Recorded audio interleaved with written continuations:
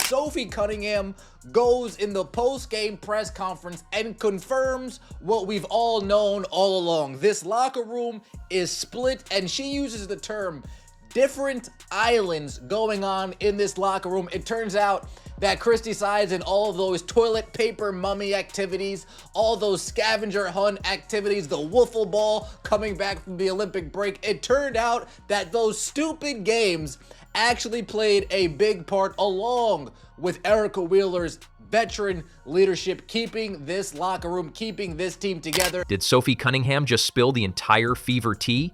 The locker room's apparently split like a bad wig, and the front office is out here playing hide-and-seek with accountability. Who's beefing? Who's fake smiling? And why does it feel like a reality show filmed at halftime? Grab your popcorn, because this drama's got more twists than a soap opera in overtime. Sophie lit the match, and now the whole building's smoky. Let's dive in before someone deletes their socials. What is going on with the Indiana Fever? Is tensions mounting? Did Sophie Cunningham just expose the truth that's going on with the Indiana Fever? Is there some turmoil brewing? Is there issues in the locker room?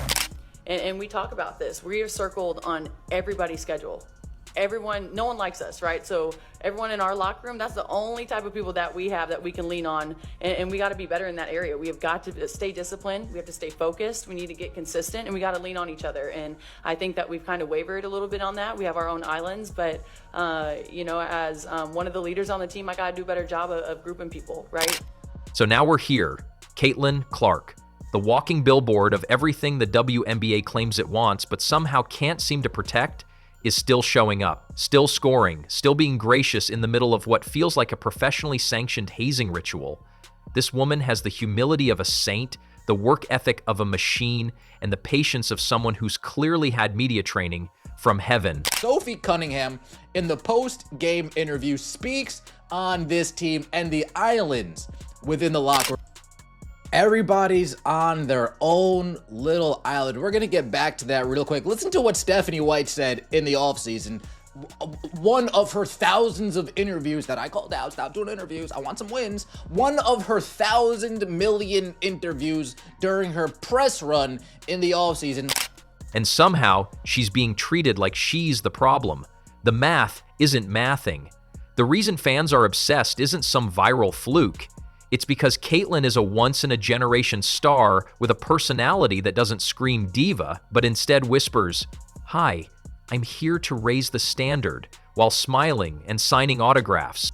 Really interesting comments from Sophie Cunningham. And yes, you kind of have to read between the lines a little bit, but I also think it is a pretty clear admission, just without detail, of what has been going on with the Indiana Fever this season, and it is not good at all. It makes it really, really difficult for teams to put together winning performances when you have all of this going on. And no, I'm not even talking about the distraction of Caitlyn Clark and her injury and other things, although that plays a part as well. But she also does make a comment that I think is important in terms of who the Indiana Fever are as a team and how that makes things more difficult as well. So I want to take a listen. People are drawn to her because she radiates normalcy and charm, the kind of human decency that feels like it was hand-delivered by her Midwest upbringing and baked into a casserole. She's not just skilled, she's good in the moral sense, which in today's sports landscape is basically mythical. I'm not sure Sophie meant for it to come out like that, but it's something I have suspected for a while, maybe about 4 weeks now. It's something that Jason Whitlock jumped face first, head first into the deep end the other day on, that the locker room with the Fever, and just to keep it real, I agree with him on this. I think there are some preferences in the locker room where these young ladies differ in how they handle or how their preferences in their personal lives, and the locker room is divided. But let's talk about what's happening on the ground, or rather in the locker room, where peace is apparently as scarce as a technical foul on her attackers. The Fever front office is out here rearranging deck chairs on the Titanic, while the franchise's crown jewel is being elbowed, hacked, and subtly exiled within her own team. Forget building chemistry, they're building resentment like it's an HGTV series called Flip This Roster. There's a divide, not just a cute little personality clash. No, we're talking civil war but make it sports. Half the team looks like they'd rather be benched than pass her the ball, and the other half is too busy playing Survivor to be useful. Let's not sugarcoat it, the system is a mess. This isn't development, it's derangement. This is like handing Einstein a crayon and locking him in a toddler classroom. Caitlyn's court vision is being wasted on players who'd rather brick than blink her direction. The game plan seems to be ignore the obvious superstar, force low percentage shots, and hope Clark can clean it up in post-game interviews. I've been watching that Sophie Cunningham thing on repeat, man. That clip where she grabbed the girl and threw her down, so foul. It's a hard basketball foul, probably over the top. Of course it is, but why would it not be given the circumstances? But once she did the clinch, man, MMA fans, UFC, grappling, Muay Thai, we all know. Once you seen that clinch, it was like, okay, she just ain't no regular fucking person. She knows something. She got some skills, and I guess she has like a black belt in Taekwondo or some shit like that, which is wild. And apparently she was the kicker on a high school football team. She doesn't need to throw chairs or tweet shade. She just needs to pull a Magic Johnson move. Not the smile and wave magic, the this coach goes or I go magic. Because that's where we are. Subtlety has left the building, and polite silence isn't fixing it. The league is eating off her image, the front office is cashing the attention checks, and somehow she's expected to keep smiling while teammates side-eye her like she just stole their spot in line at the buffet. Let's be real. Every star has a moment where they choose to either carry the broken system or break it to rebuild it. What's wild is the amount of restraint she shows. Most stars in her position would have already filed a formal complaint, gone on a cryptic Instagram story spree, and pulled an I'm not mad, just disappointed podcast drop. Caitlyn, she just keeps showing up, head down, taking hits like a pro boxer who forgot she signed up for basketball. She deserves an award just for surviving the daily chaos and still managing to be gracious in pressers. What's interesting is everybody hates them for multiple reasons, but the one I want to talk about when she said about circled on the schedule that I think is important, because it's easy to look from the outside and be like, well, that shouldn't matter. And it shouldn't matter, but it does. And what I mean is we're all human, and not everybody's athletes don't. They should. They get paid to. It's a job. It's a blessing. And let's talk about the fans for a second. The ones paying for overpriced tickets, wearing her jersey, dragging their skeptical boyfriends to games, and turning Clark effect into a full-blown economic stimulus. They're not just here for basketball. They're here because she represents something rare. Excellence with kindness, fame with humility, stardom without the ego trip. She makes people believe in sports again like it's more than just drama and marketing stunts. And yet she's stuck in a situation where the very institution benefiting from her is too cowardly to protect her. And please don't hit us with the she's a rookie excuse. At some point, you stop pretending this is just another rookie, and you start acknowledging that this is your league's golden goose. And right now, the goose is getting cooked. She needs support. Not just the you got this girl kind, but actual structural support. A coaching philosophy that isn't allergic to her strengths. Teammates that actually want to win, not sabotage. A front office that remembers its job isn't just managing the cap space, but managing the team dynamic.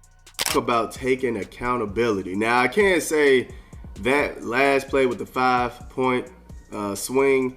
I think more so of she shouldn't have been in front of Stevens, man. She is too big. She is too big. Yeah, I get it, box out, but it was better to have Boston in her spot. Now, I did hear Stephanie White take accountability on that one. She was like, yeah, it's probably on me. I should have switched them too, made sure we had the big right there, but, you know, it just slipped her. But, yeah, I think in that instance, it should have been Boston right there. It's big on her to take the accountability, but, yeah, Boston should have been there. She could take fault in it too, because it's also like you have to recognize what's going on, right? Because right now the chemistry experiment is exploding and Clark's the only one trying to clean up the lab. And while we're sending prayers and good vibes, let's include a memo to the league office. Stop pretending this isn't happening. She's not asking for favoritism. She's asking for fairness. There's a difference between treating someone like a star and just treating them like a human being who shouldn't need to ice her entire body after every game from being targeted like a walking piñata. The blueprint exists. Magic did it with LA. LeBron did it in Cleveland. This isn't just about basketball anymore. This is about principle. The WNBA has a shot, the shot, to become something bigger, better, more mainstream. And that path runs through Caitlyn Clark. But right now, they're fumbling the bag, the script, and the plot. She's playing 4D chess in a league that's still arguing about checkers rules.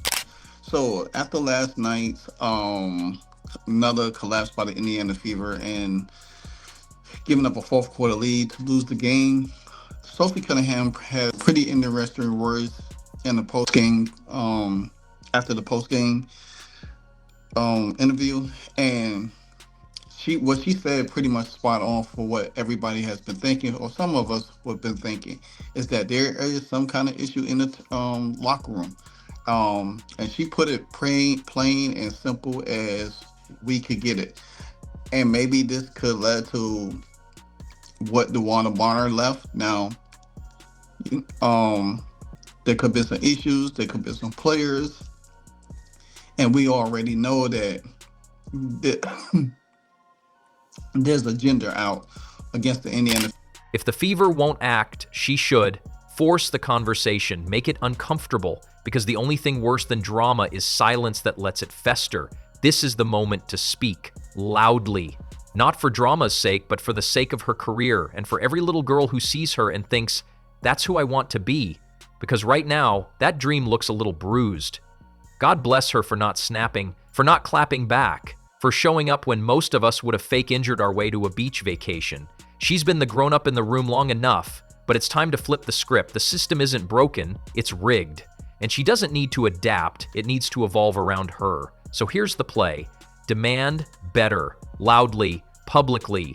Do it in a way that's undeniable. The walking endorsement deal with a halo. But guess what? The kindness has expired. The grace period is over. It's time for her to stand up, not just figuratively, but loudly.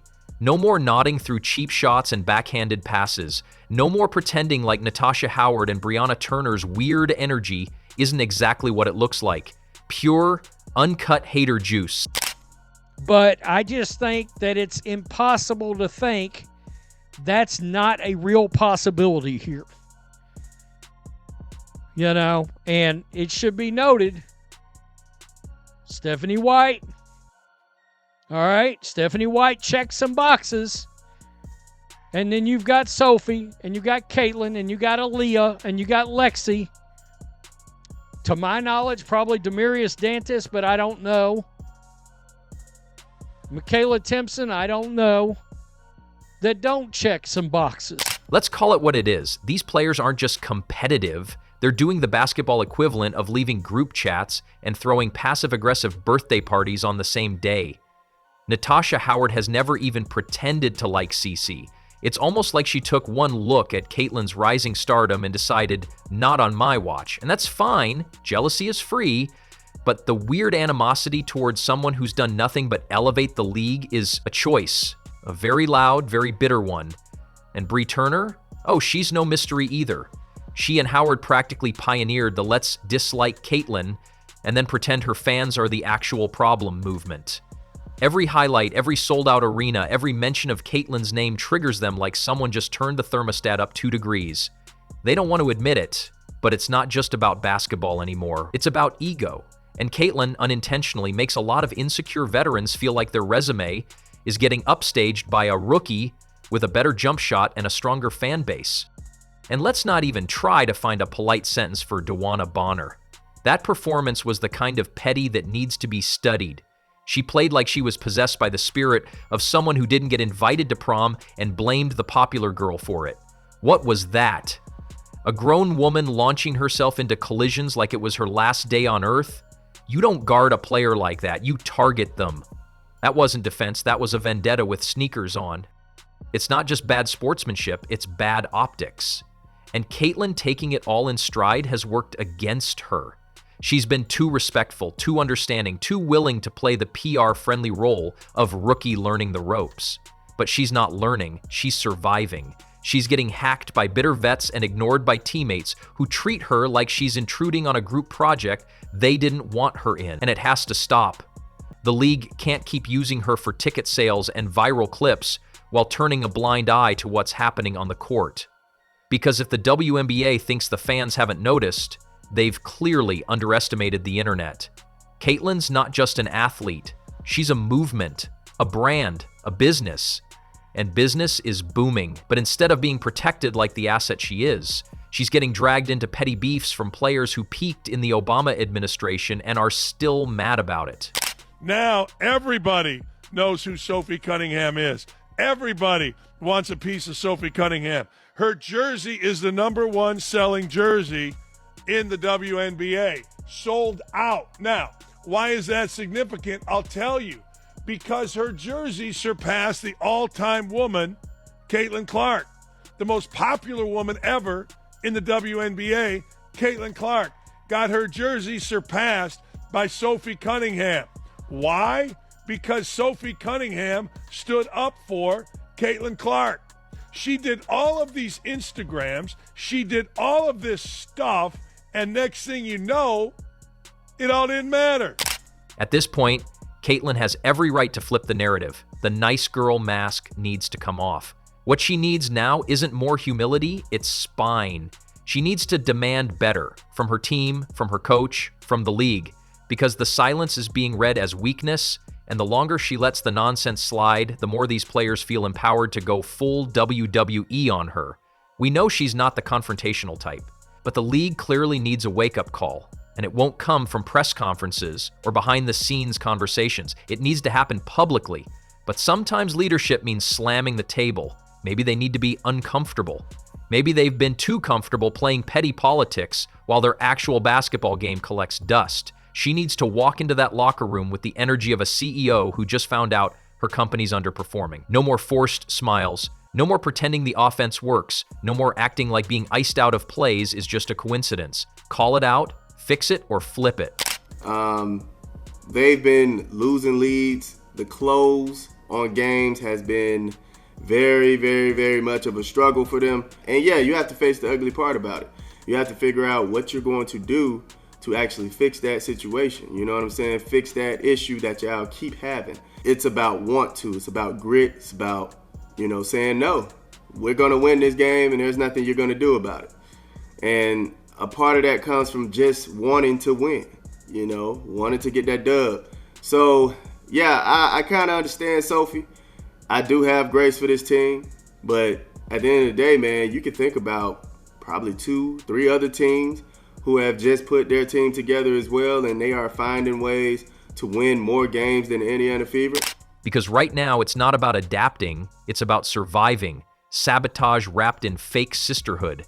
And for the players trying to mask their hostility as competitive spirit, save it. No one's buying the "we just play hard" defense when it only applies to one rookie. Nobody's dropping elbows on anyone else with the same rage.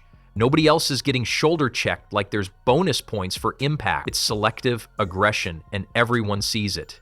It's not gritty, it's grimy. So Caitlyn, it's time. Time to let go of the Minnesota nice. Old, loud, unapologetic leadership that lets the league know she's not a side plot, she is the headline. This isn't about being mean, it's about being done. Done with the cheap shots, done with the clicks, done with smiling while people who couldn't lace her sneakers keep acting like they're gatekeepers to a sport she's already elevating. They didn't want to pass her the ball? Fine, she'll take the whole game instead. And just like that, the narrative shifts.